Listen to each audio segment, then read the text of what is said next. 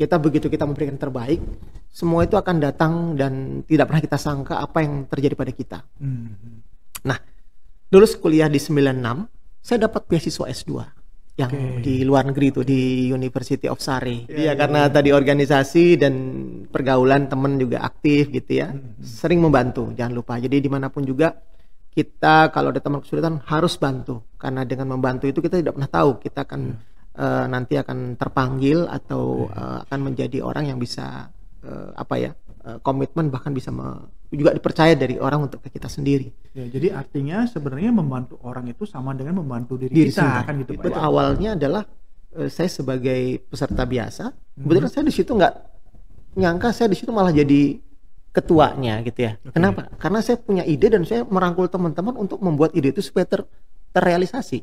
Jadi ada ide tapi merangkul teman juga penting. Kan gitu ya, Pak? Ada ide itu kan harus tersolusikan tidak dengan diri kita sendiri, pasti involvementnya dengan unit lain atau dengan untuk menciptakan ide itu supaya terrealisasi kita butuh support. Nah disitulah tadi membangun suatu ide, tapi bagaimana mengkonsepkan, memformulasikan ide supaya bisa terima. Itu yang challenge-nya teman-teman. Itu challenge-nya.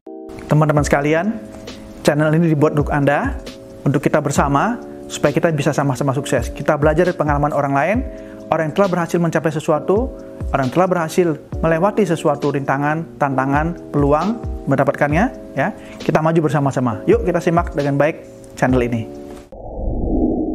Jumpa lagi teman-teman Community 30 Minute Success. Hari ini kita kedatangan tamu yang istimewa lagi, yang bernama Pak Marindra Bawono. Benar Pak ya? Nggak salah sebut Pak ya? Betul Pak. Betul. Ya. Marindra Bawono. Ya. Nah beliau ini adalah senior advisor di Telkom ya Pak ya? Iya. Tapi supaya teman-teman ini tahu lebih banyak Pak gitu, boleh tolong sedikit cerita Pak tentang perjalanan posisi lah Pak. Mungkin nggak usah semuanya, tapi yang terakhir ini Pak, supaya teman-teman ini punya gambaran dulu nih Pak. Ya. Jadi terima kasih Prof. Idris. Saya ini sudah hampir dari tahun 97 saya masuk Telkom, ya kurang lebih sudah hampir berapa tahun ya? Udah cukup lama ya. Ya, tapi mungkin perjalanan ini aja Pak. Singkat aja ya. Ya, terakhir sebelumnya saya berkarir di salah satu anak perusahaan Telkom, namanya PT Telkom Infra. Jadi memang itu salah satu perusahaan besar yang membidangi managed service-nya Telkom Group Pak. Di situ sebagai VP Service Operation. Jadi saya 5 tahun di situ, dan kemudian sekarang saya kembali ke Telkom sebagai senior advisor di Telkom. Gitu Pak. Iya Pak, waktu kecil nih Pak Bobi ini ada yang beda nggak sih Pak dari anak-anak kecil yang umumnya gitu Pak? Dari sisi permainannya atau apa gitu Pak, sehingga Bapak bisa artinya kan banyak orang juga yang ingin seperti ini nih Pak ya, kita kan mensyukuri Pak gitu ya. Iya. Tapi apa Pak atau mungkin kapan nih Pak suatu titik balik tertentu sehingga Pak Bobi ini suksesnya itu menaik gitu Pak. Nah ini supaya teman-teman Community 30 Minute Success ini bisa mendapat insight Pak, tips lah gitu kan gitu ya, sehingga mudah-mudahan ini bermanfaat buat teman-teman kita ini Pak. Iya. Jadi saya ini sebenarnya biasa-biasa saja Pak. Jadi saya kebetulan tuh dulu SMA-nya itu di Papua Pak. Malah daerah terbelakang gitu ya. Kebetulan orang tua saya tuh di Papua, saya lahir di Papua. Kemudian termotivasi karena orang tua dulu dari Jogja, kemudian saya di challenge mau ke Jawa. Saya bilang aduh Jawa kayaknya berat ini sekolahnya. Udah saya tekatin pindah Jawa, akhirnya saya nurut orang tua. Pindah ke Jawa saya Pak. Nah di Jawa itulah saya mulai terbuka itu. Jadi dulunya saya merasa biasa saja sekolah, terus di Jawa itu persaingan kompetisi cukup banyak gitu ya. Teman-teman saya lihat teman-teman pada serius semua itu belajarnya, jadi saya mau melihat kok saya nggak bisa seperti itu. Nah terpacu saya. Jadi ada teman yang dulunya sahabat saya tuh setiap saat dia selalu meluangkan waktu belajar di saat-saat yang kita lagi harusnya kita bermain, dia belajar. Saya jadi terbawa ke situ. Terus kemudian SMA itu saya di Jogja, dan disitulah saya mulai terpacu berubah gitu ya. Baru melihat bahwa ternyata apa ya, pendidikan itu ya tadi ada di atas lagi, ada di atas lagi gitu ya. Oke. Jadi yang dulunya saya pikir di Papua itu sudah cukup bagus gitu, ternyata ada lagi yang lebih bisa lebih apa, Jadi- lebih maju gitu. Jadi Pak Marindra ingin mengatakan bahwa kalau Titik kita balik. berada di kondisi yang lebih kompetitif, maka Maka itu acuannya menjadi akan lebih besar, Pak, betul, ya. betul. Tapi kan gini Pak, ada orang kan yang melihat kompetisi itu justru dia menghindar. Kan ada yang seperti itu Pak ya. Tapi Iya. Pak Marindra tidak termasuk yang itu gitu ya. Tapi melihat kompetisi ini, wah ini sesuatu yang saya harus ada di situ, itu challenge-nya, tantangannya. Sehingga saya bisa menjadi lebih baik kan gitu Pak, Betul, gitu ya. betul. Nah itu ya teman-teman community 30 minutes to success ya, salah satu hal yang mungkin tips yang berguna buat Anda adalah melihat tantangan itu sebagai suatu peluang gitu Pak ya. Betul. Jadi ya itu ya. Oke, nanti setelah melihat peluang itu lalu Bapak lulus SMA. Ya. Terus kemudian bekerja dong Pak kan gitu. Kok kuliah? Kuliah dulu. Kuliah. Kuliah dulu langsung. Nah, ini kuliah juga ada prestasinya lagi yang saya juga nggak sengaja, nggak menyangka ini terjadi. Oke. Jadi waktu saya lulus SMA, ya teman-teman tuh pengennya tuh kuliah yang ITB, UI, kemudian UGM. Nah, saya tidak diterima di situ. Karena saya nggak tahu ya, mungkin waktu itu ya mungkin belum siap gitu ya. UMPTN saya terima pilihan ketiga, Fakultas Hukum. Jadi saya betul-betul sudah lari dari pathway saya itu. Kan saya di bidang teknik, Prof. Nah, kemudian baru tahun kedua saya itu, karena setahun tuh saya seakan-akan berhenti, tapi saya introspeksi gitu ya, saya harus belajar lagi.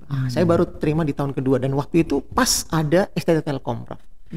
Di mana itu sekolah ikatan dinas dari Telkom, itu tahun 92. Nah, disitulah berubah titik balik kehidupan saya. Oke. Begitu Jadi masuk. artinya balik lagi Pak ya.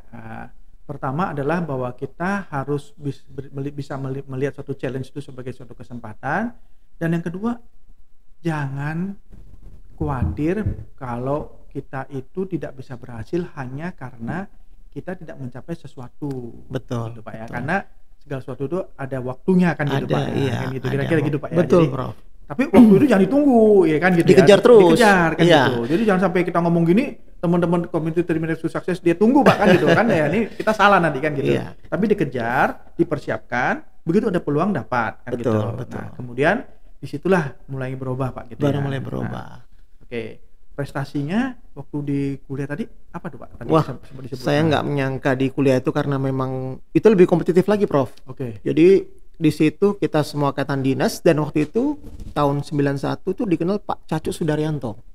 Itu salah satu dirutnya PT Telkom yang memang mencanangkan anak-anak yang IPK-nya di atas 3,5, saya sekolahkan S2 langsung. Beasiswa dari Telkom. Oke. Nah, karena semangat dari beliau itu langsung ini, Prof, tertanam di kepala saya. Begitu dari masuk semester saya harus belajar terus. Nah, alhamdulillah tuh semester 1 sampai lulus IPK saya 3,5. S1, Prof. Ya, Dan itu lulus 3,5 tahun saya.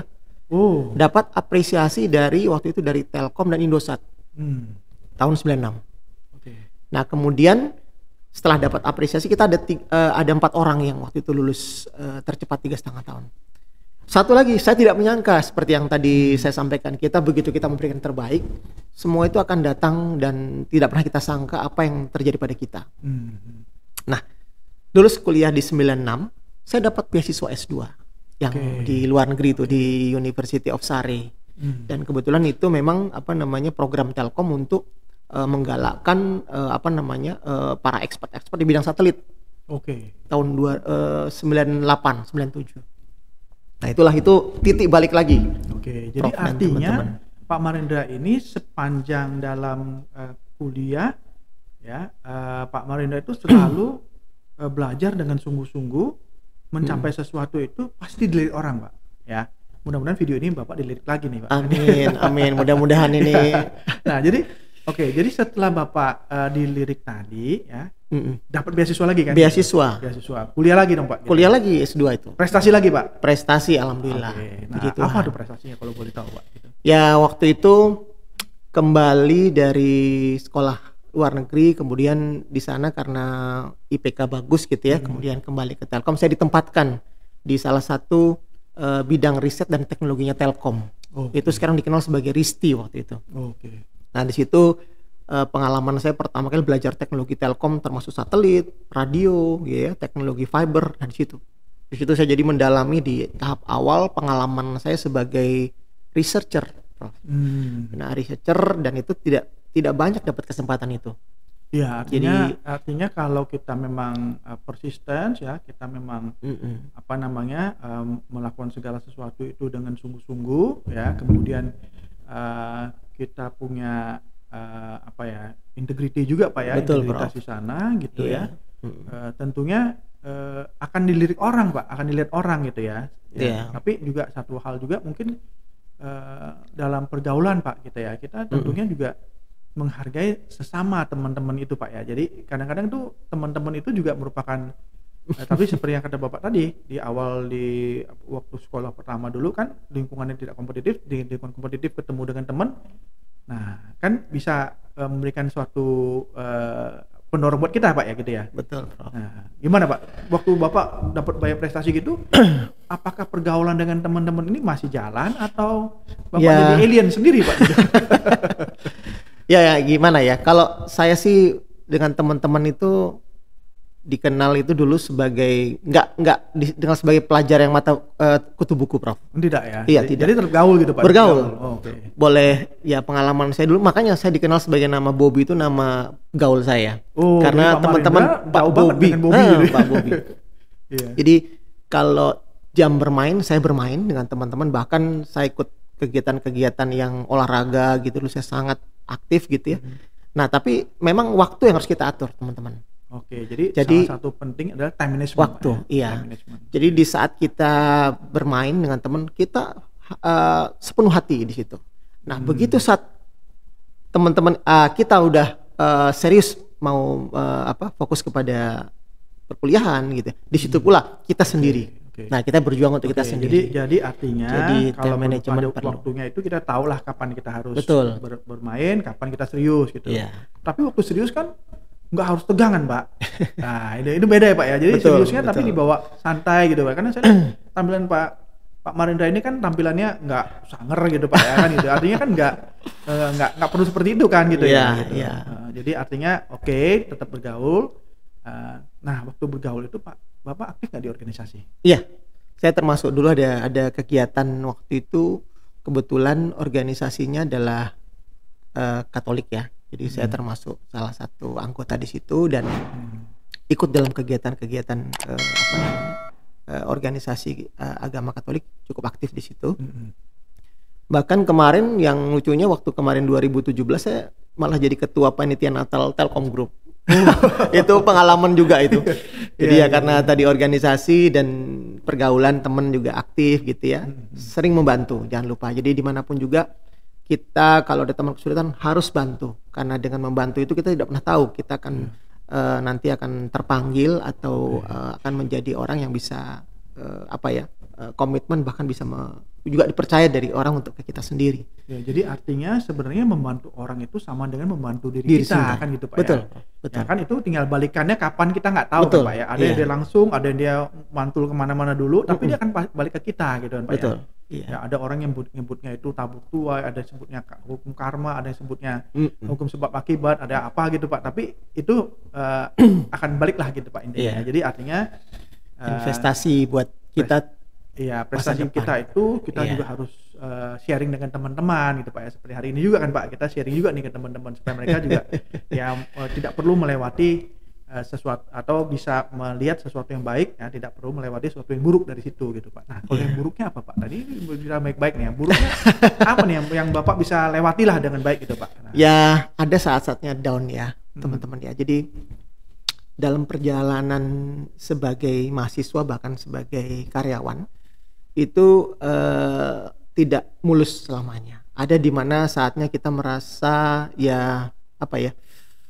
kenapa kok ini terjadi pada kita?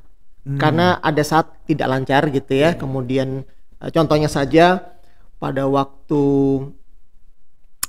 saya kerja di Mitratel, salah satu perusahaan Telkom, itu juga terjadi hal yang tidak kita sangka, yaitu Mitratel waktu itu sempat ada keputusan perusahaan di mana ada informasi bahwa ya perusahaannya akan berubah secara strategik.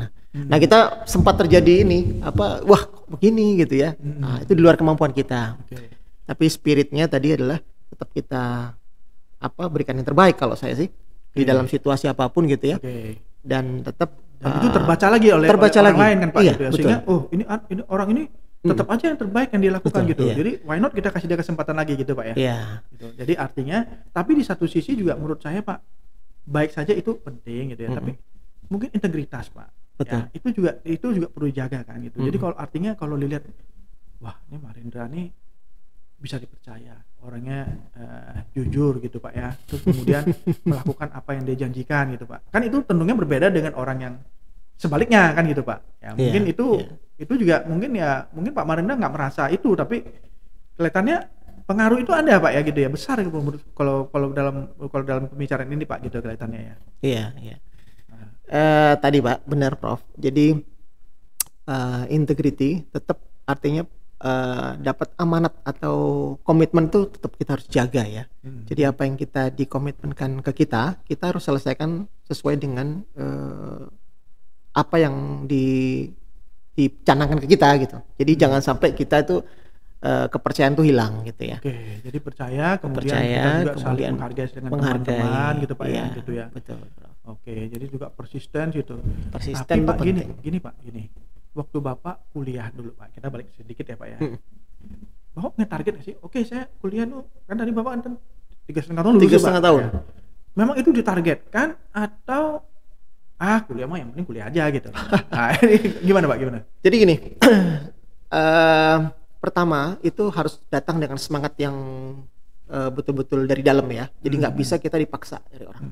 Jadi begitu masuk di dalam satu universitas, semangat saya waktu itu saya mau maksimalkan SKS di semester ini dengan sebaik-baiknya. Oke, jadi artinya pengen lulusnya tepat waktu lah gitu kan. Saya nggak berpikir tepat waktu Prof. Oh tidak tepat waktu. Jadi saya pikirkan adalah setiap semester SKS yang harus diselesaikan adalah maksimal. Jadi misalkan karena ada batasan IPK sekian harus bisa mengambil SKS sekian. Nah itu saya ambil maksimalkan.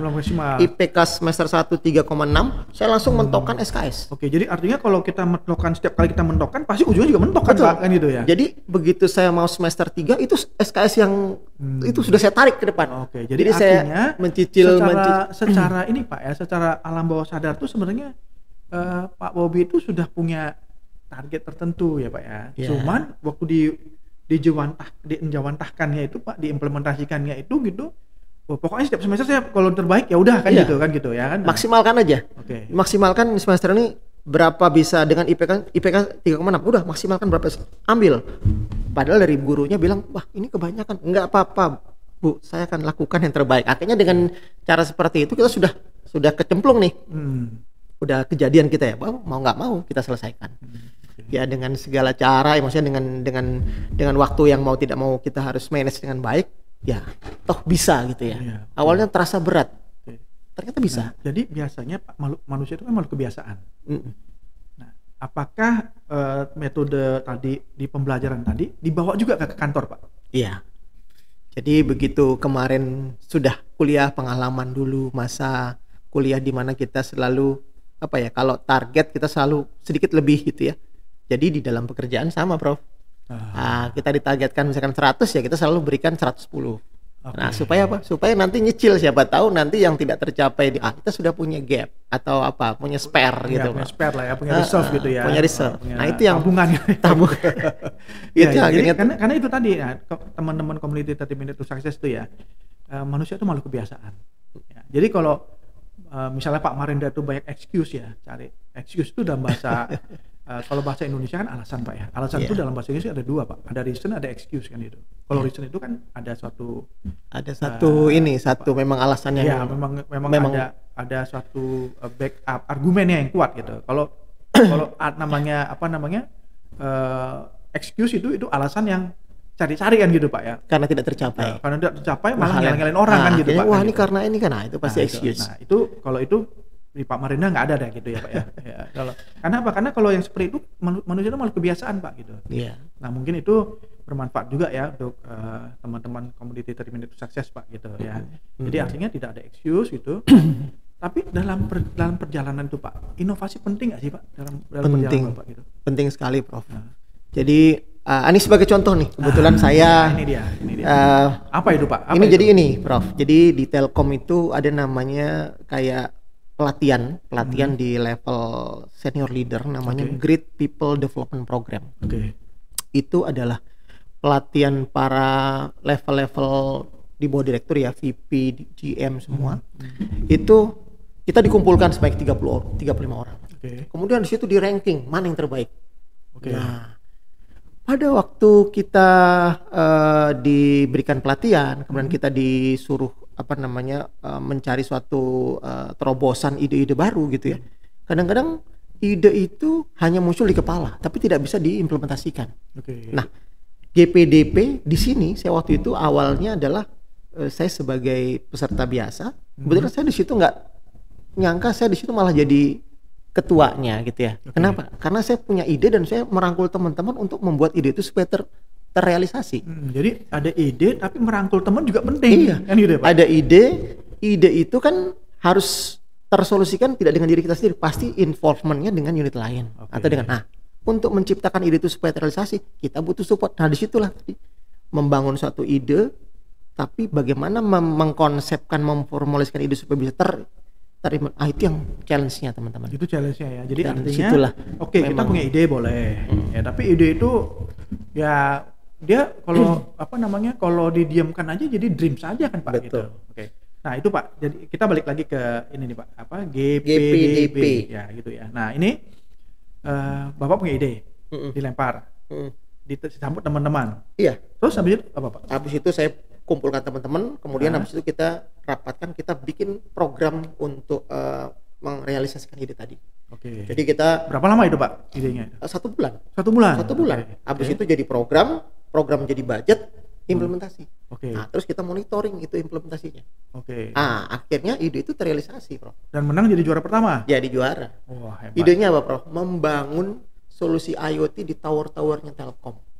Nah itu boleh cerita sedikit Pak, teman-teman nih Pak, gimana nih Pak, supaya Pak, tapi kan kalau boleh pakai bahasa yang yang semua orang ini Pak, bukan orang teknik pun ngerti lah kan gitu. Nah. Jadi gini, telekomunikasi itu kan tidak lepas dari sarana infrastruktur, yaitu tower ya. Kalau kita sebut Telkom itu untuk sinyal Telkom itu Telkomsel kan pasti ada tower untuk memancarkan sinyal. Nah, tower itu kan sekarang hanya dipakai untuk memancarkan sinyal. Tapi sayang ya Pak, sayang tersedia gitu kan. Padahal di tower-tower itu bisa dipasang sensor untuk mendeteksi misalkan tingkat cuaca, prediksi akan terjadi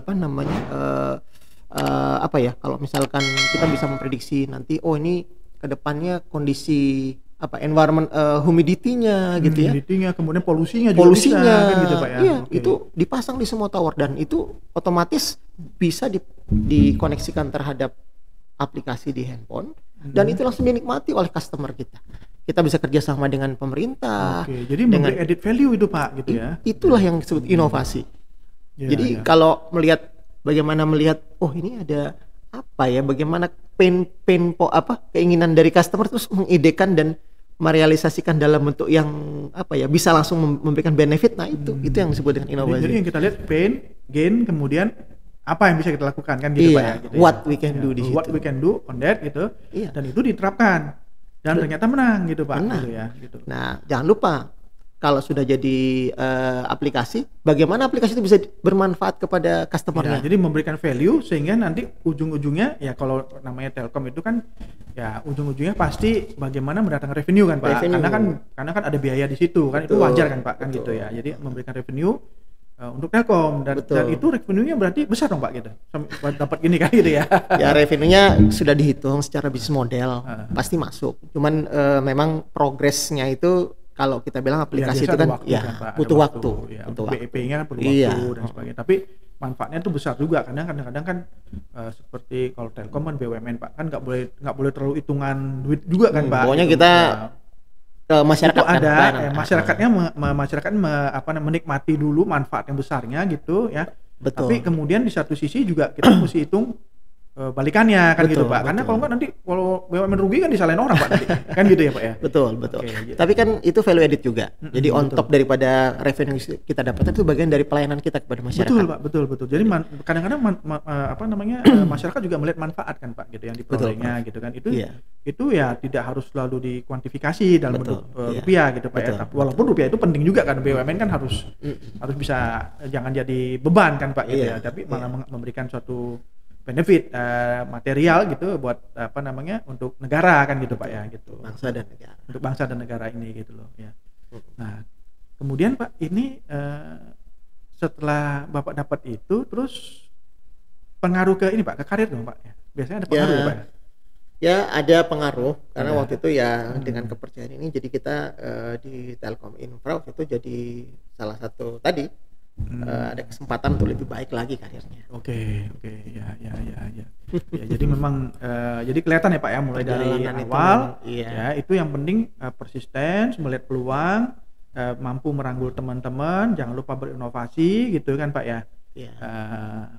Dan kalau sistem apa namanya merit sistemnya itu sistem penilaian itu baik Pak gitu ya di suatu organisasi, tentunya itu akan terbaca gitu Pak. Betul. Ya gitu ya toh. Gitu. Tetapi Pak menurut Pak Marindra ini dalam organisasi itu kan ya biasanya kan ada politik ya Pak gitu ya. Kan biasalah itu kan pasti ada gitu Pak ya, politik dalam organisasi Pak ya. Ini mungkin karena waktunya juga Pak gitu ya. Bagaimana caranya nih Bapak menghadapi politik gitu ya, politik apa di organisasi itu Pak ya. Dan itu kita tahulah di organisasi apapun juga Pak ya, apapun jenisnya biasanya ada Pak ya. Apakah itu kencang atau pelan atau bagaimana itu kan ada gitu.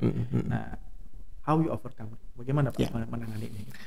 Kalau pendapat saya Prof, politik itu nggak bisa kita hindari ya. Itu dinamika dinamika organisasi kan gitu. Organisasi. Pergantian tuh pasti, perubahan tuh pasti. Tapi yang bisa kita lakukan adalah kita tetap selalu punya mindset gitu ya, bahwa dimanapun kita berada, kita memberikan benefit kepada lingkungan kita. Jadi siapapun manajemen kita, siapapun BOD kita, berganti siapapun, tetap bagaimana kita memberikan value dan benefit kepada maksimal kepada perusahaan, dan tetap tadi kalau bisa be the best gitu ya. Jadi menjadi yang terbaik. Memang tidak mudah, belajar terus, keep belajar. Oh nanti ada teknologi baru, ya mau tidak mau belajar. Tidak mau belajar. Kemudian di situ dari pembelajaran kita coba kita berpikir terus apa yang bisa kita berikan inovasi, apa yang bisa kita lakukan untuk bisa memberikan nilai tambah benefit kepada perusahaan kita. Itu Pak yang saya lakukan. Jadi kita berusaha untuk pokoknya kita stay fokus gitu ya. Nggak perlu misalnya macam-macam dan jangan malah membuat sesuatu yang bisa dijadikan sebagai weak point-nya kita Pak gitu ya. Sehingga itu nanti mendapat tekanan dan sebagainya gitu Pak gitu ya. Betul. Karena kalau kita lakukan segala sesuatu dengan niat baik dan dengan cara yang baik, dengan metode yang baik gitu, ya harusnya kan tidak ada orang yang kita rugikan kan gitu Pak gitu ya. Gitu. Siapapun dia nggak akan masalah, maka dia tetap appreciate kepada kita kan. Ya dia appreciate pada kita dan akibatnya ya kita nggak perlu misalnya terlalu berkubu-kubu walaupun kita tetap baik dengan semua ya. Jadi teman-teman community 30 minute to success tuh ya Anda lihat ya. Jadi artinya untuk mencapai suatu posisi itu juga Anda perlu bisa membalance ya Pak ya. Membalance antara kemampuan Anda yang baik tadi dengan juga menjaga hubungan kan gitu ya kan. Sehingga siapapun orangnya nanti yang akan duduk di manajemen itu juga bisa melihat ini Pak. Ini kan kalau kita bicara dari sisi inilah Pak ya sebagai profesional gitu Pak ya. Karena kan kita baik bicara tentang profesional gitu Pak ya. Tetapi Pak ini pertanyaan yang terakhir mungkin Pak ya karena waktunya juga gitu Pak ya. Menurut Bapak perlu nggak sih kita mengembangkan intrapreneurship lah karena dalam perusahaan Pak ya. Intrapreneurship di dalam organisasi sehingga organisasi bisa lebih maju Pak.